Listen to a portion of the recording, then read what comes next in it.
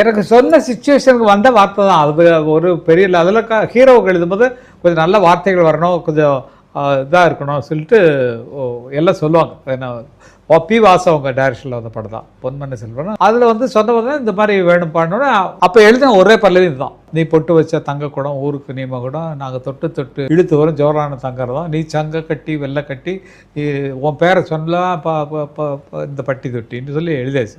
நல்லா போச்சு. அப்போ வந்து அது நல்ல அப்போ பாப்புலர் தான் அந்த சாங்கு. அதுக்கப்புறம் அவர் இல்லாத போது இந்த பாட்டு எவ்வளோ மகுடமாக இருந்தது அப்படின்னு நினைக்கும் போது ரொம்ப பெருமையாக இருக்குது. யார் வந்தாலும் இந்த இப்போ நிறைய படங்களில் ஒரு ஹீரோ வர்றான்னா நீ பொட்டு வச்ச தங்க கொடான்னு போட்டுருவாங்க. அவர் நடந்ததுன்னா மியூசிக் போட தேவையில்லை. அது வந்து ஒரு தெய்வ செயல் தான். இது வரிசையாக நடக்கிறது தான். எழுதும்போது தெரியாது நமக்கு இது இவ்வளோ பாப்புலராமான்னு. பாட்டு ரெக்கார்ட் பண்ணும்போது நல்லா குஷியாக இருக்கும். அவங்க பிக்சர் பண்ணி அதெல்லாம் ஜெயிச்ச உடனே மறுபடியும் அந்த பாட்டு ரீ ஜென்ரேஷனுக்கு வந்துட்டுருக்கேன்னு நினைக்கும் போது